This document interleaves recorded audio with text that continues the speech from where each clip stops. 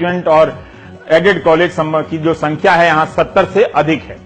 इस यूनिवर्सिटी का एक कॉलेज है आरके कॉलेज मधुबनी। यहाँ 127 प्रोफेसर होने चाहिए, मगर हैं सिर्फ 30। 97 पद खाली हैं। आप कल्पना कीजिए कि इस कॉलेज के विद्यार्थियों का क्या हाल होता होगा, आगे भी बताऊंगा। मारवाड़ी कॉलेज दरभंगा में 57 प्रोफेसर होने चाहिए थे, हैं 14, 43 खाली हैं।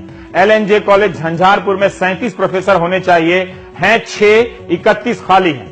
KS कॉलेज लहरियासराय में 63 प्रोफेसर लेक्चरर होने चाहिए, मगर हैं सिर्फ 18, 45 खाली हैं। GN कॉलेज मधुबनी में 43 पद मंजूर हैं, मगर 8 ही प्रोफेसर हैं, 35 प्रोफेसर नहीं हैं। DB कॉलेज जयनगर में 53 पद मंजूर हैं, 4 प्रोफेसर ही पढ़ा रहे हैं, 49 पद यहां खाली हैं। इन सभी कॉलेजों में छात्रों की संख्या की कोई कमी नहीं, कहीं 1000 पढ़ रहे हैं तो कहीं 2000, कहीं 10,000 भी पढ़ रहे हैं। इन सबसे कॉलेज फीस भी लेता होगा, ले रहा है। क्या आप जानते हैं कि उनके साथ क्या होता है? वे बिना प्रोफेसर लेक्चरर के क्या पढ़ के निकलते हैं? देश के तमाम राज्यों में जवानियों को बर्बाद करने का राष्ट्रीय और राजकीय प्रोजेक्ट चल रहा है। आपका ध्यान इस तरफ जाए ही ना, इसलिए नेता सुबह से लेकर शाम तक अनाप शनाप मुद्दे गढ़ रहे हैं। जब इस देश में शिक्षक ही नहीं है तो छात्र पढ़ कैसे रहें? बगैर गुरु के क्या भारत विश्व गुरु हो सकता है? कई साल से ये हालात हैं। बिहार से लेकर राजस्थान, यूपी से लेकर मध्य प्रदेश तक हर जगह शिक्षा का बजट सिर्फ इमारतों के रखरखाव में खर्च हो रहा है, पढ़ाने वालों पर कुछ नहीं। ललित नारायण मिथिला यूनिवर्सिटी का हाल बहुत ही बुरा लगता है, मगर इन इलाके के लोगों को यह हाल क्यों नहीं दिखा, मेरी समझ से बाहर है। हमने ये सारा डेटा यूनिवर्सिटी के बजट से लिया है जो राज्य सरकार के पास भेजा जाता है। 2017-18 के बजट पत्र के अनुसार पूरे विश्वविद्यालय में 1918 पद स्वीकृत हैं, मंजूर हैं, मतलब इतने होने चाहिए, लेकिन ये भी क्षमता से कम है। फिर भी इस 1918 में से मात्र 488 शिक्षक ही पढ़ा रहे हैं, 1430 पद खाली हैं। सोचिए कितनी बेरोजगारी फैलाई जा रही है इन नेताओं द्वारा युवाओं में। 50% से भी कम प्रोफेसरों के दम पर यह यूनिवर्सिटी कैसे चल रही होगी?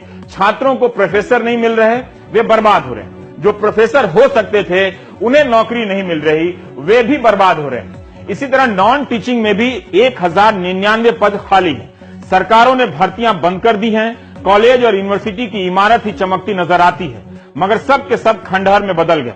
आप इन विषयों पर किसी नेता को बोलते नहीं सुनेंगे। कैसे बोलेंगे? फिर उन्हें बताना पड़ेगा कि इन कॉलेजों में शिक्षक क्यों नहीं है और कब तक होंगे। आखिर मधुबनी, बेगूसराय और दरभंगा के लोगों ने अपने कॉलेजों का यह पतन कैसे स्वीकार किया? 1940 में बना था मधुबनी का आरके कॉलेज। स्थानीय व्यापारी थे रामकृष्ण पूर्वे जी, उन्हीं के कारण और उन्हीं के नाम पर यह कॉलेज है। शहर ने भी रामकृष्ण पूर्वे को भुलाकर आरके कर दिया। अब सबको यही याद है। यहाँ इंटर से लेकर पोस्ट ग्रेजुएट के 15,000 छात्र पढ़ते हैं। आप यकीन नहीं करेंगे, 15,000 छात्रों के लिए यहाँ मात्र 30 प्रोफेसर हैं पढ़ाने वाले। एक प्रोफेसर पर 500 छात्र। क्या यह मजाक नहीं चल रहा? क्या एक शिक्षक 500 छात्रों को पढ़ा सकता है? मीडिया दिल्ली और दिल्ली के 3-4 नेताओं के बयानों के पीछे भाग रहा है। इसमें हम भी कभी कभी शामिल रहते हैं, लेकिन क्या हम सोच रहे हैं कि देश कहां भाग रहा है?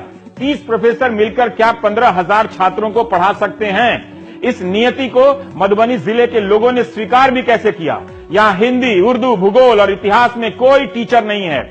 यही नहीं, गणित, जीव विज्ञान और वनस्पति विज्ञान में एक टीचर हैं, प्रोफेसर, लेक्चरर, आप जो कहिए। इन विषयों में गेस्ट या ठेके पर शिक्षक रखने की व्यवस्था नहीं।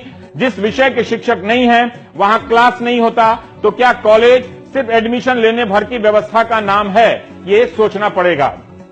प्रिंसिपल से लेकर प्रोफेसर, किसी से बात करता हूं सब चुप हो जाते हैं, आए बाएं साएं बोलने लगते हैं। और बोलने से भी उनकी क्वालिटी का पता चलता है कि क्या खराब हालत है। जो हैं उनमें से भी सबकी क्वालिटी अच्छी नहीं।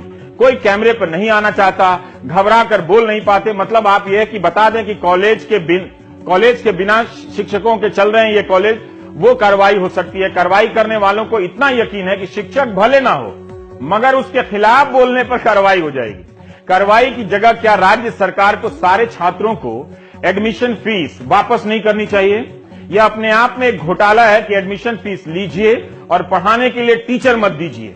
कैमरे पर सिर्फ नेता आते हैं और उनके प्रवक्ता पैनल में। कई लोगों से बात कर पता चला कि 41 कॉलेजों में से 28-30 कॉलेज में कोई स्थायी रूप से प्रिंसिपल नहीं है।